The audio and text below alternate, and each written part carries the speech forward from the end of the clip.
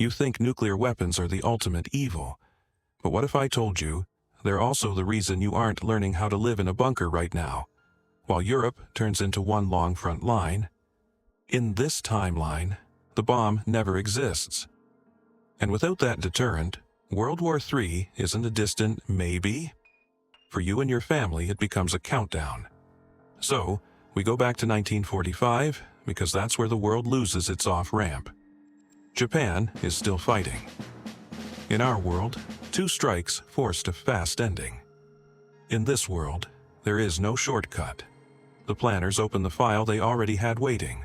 Operation Downfall, the largest amphibious invasion ever imagined.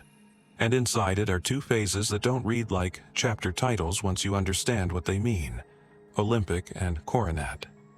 Olympic comes first. The landing hits Kyushu, the southern gate. This isn't a quick beach scene and a victory photo. It's a defense designed to make every mile cost more than anyone wants to pay. The coast is hammered. The push inland is slow and brutal in its logic, and you feel the math turn cold. The defenders can reinforce quickly, while everything on your side has to cross an ocean to get there. Then comes Coronet, and that's when you realize Downfall isn't just a battle plan, it's a national gamble. The target is the Tokyo Plain, the heart of the country, the place where the war finally has nowhere left to retreat. Leaders like Harry S. Truman and commanders like Douglas MacArthur don't get a clean choice. In this world, wars don't end with a sudden shock. They end with months, then years, of grinding pressure that spreads into every family. And here's the part that changes your life even if you never wear a uniform: the scale. This isn't some losses. This is the kind of national strain that reshapes towns. People don't just lose strangers on a map. They lose teachers, mechanics, older siblings, future parents, whole layers of a generation that never make it back. So, when the fighting finally stops, you expect peace. But this timeline doesn't get peace. It gets a world that learns the worst lesson possible. If the ultimate deterrent never exists, the next war doesn't have a ceiling. And in the 1950s, you watch that lesson roll west, toward the center of Europe, because Downfall wasn't the end of the story. It was the opening scene. You wake up in the 1950s and you feel it everywhere. In the newsreel voice, in the ration cards, in the way you keep a suitcase near the door, just in case. In this timeline, the bomb never exists. So you don't live under a fear that makes leaders back away from the edge. You live in a world where they step toward it on purpose.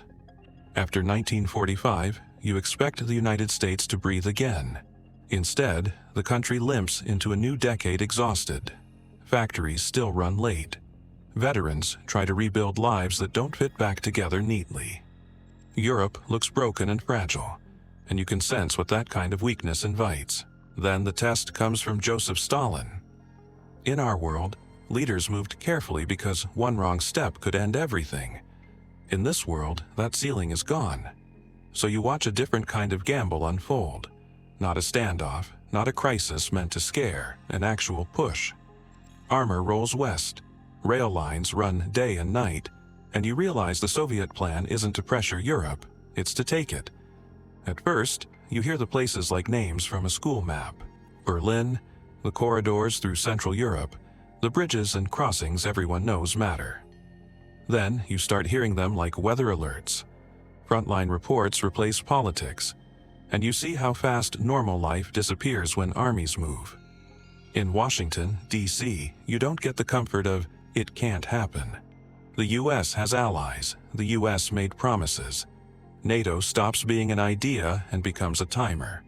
If Europe falls, you don't just lose distant capitals. You lose the balance that makes oceans feel wide. Then the American response hits like a wave. Troops ship out in numbers that feel unreal. Airfields fill. Ports stay jammed.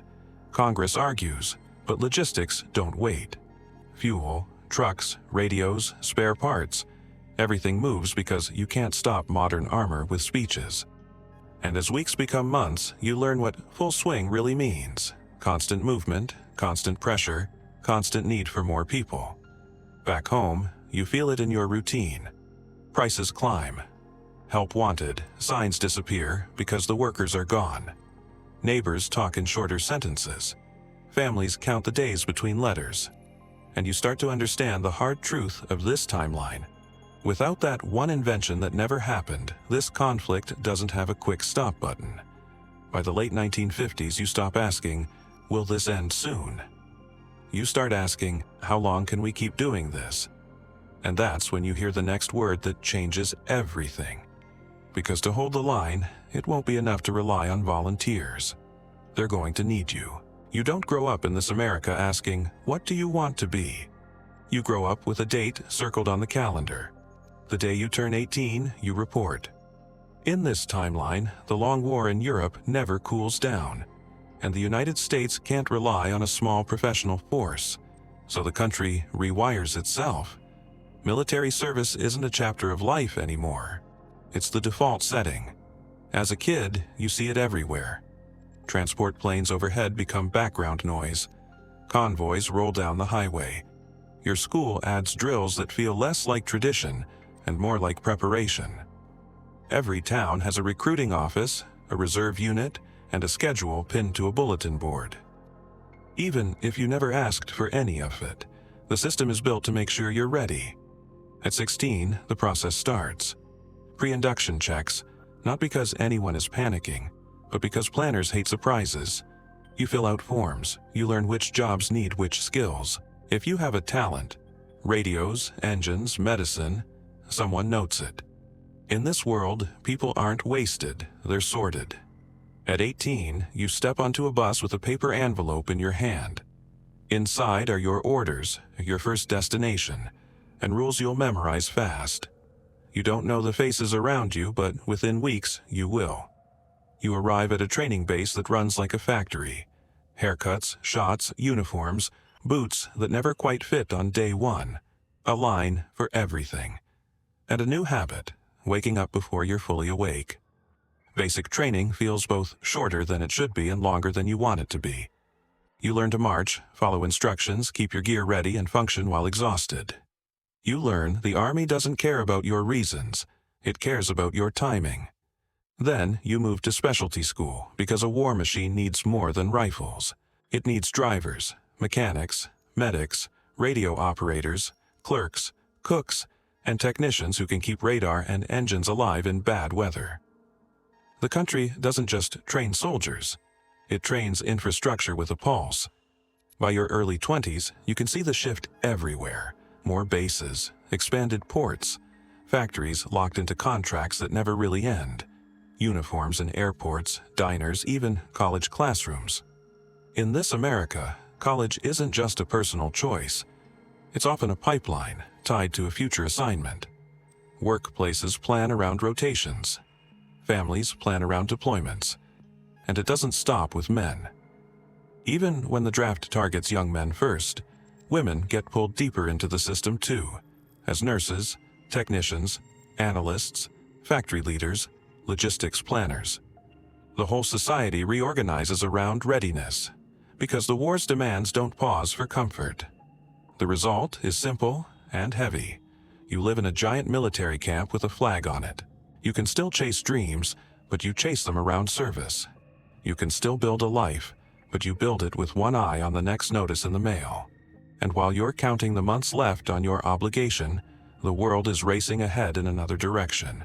Jets, missiles, faster machines, bigger budgets. Technology built for the next push, not for peace. You live in an America that never gets a peace dividend. Without the bomb, the world doesn't exhale after 1945. The building never slows. The spending never really drops. And you can feel it in the shape of your cities, your jobs, even the appliances in your kitchen. Technology still surges forward, but it runs on a different track. It's designed first for national readiness, and only later, if ever, for you.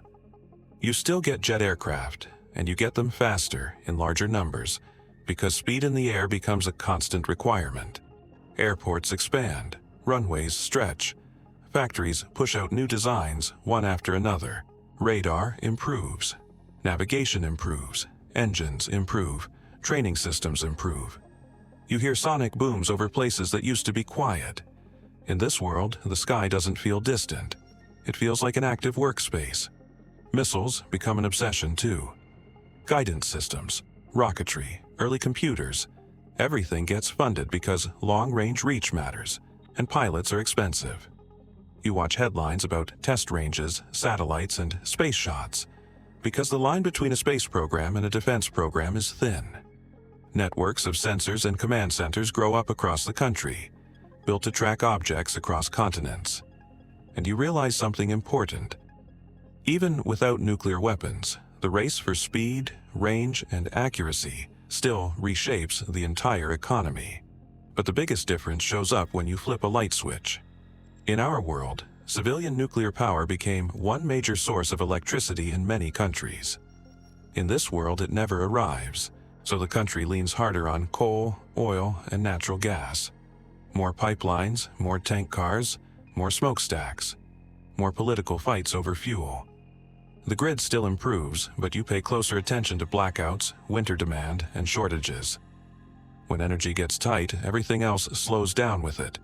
Manufacturing, travel, refrigeration, hospitals, industry.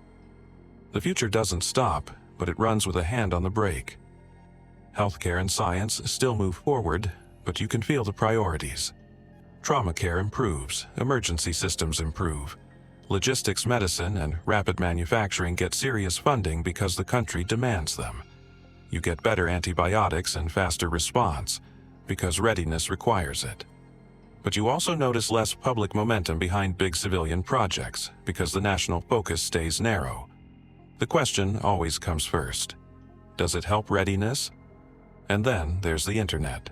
In our world, early networking grew out of government and university work, then exploded into an open public network. In this world, that leap doesn't automatically happen, at least not on the same timeline. Computers still advance, but many stay behind gates tied to command systems, designed to be secure instead of friendly. You still get data lines and early networks, but you don't wake up to a cheap, open online world in your living room. For you, the digital age arrives slower, and it feels more controlled. So when you look around, you don't see a future that died. You see a future that bent. America flies faster, tracks farther, computes harder. But you live with higher energy costs, heavier rules, and a country that treats innovation as a tool for staying ready, not a path to comfort.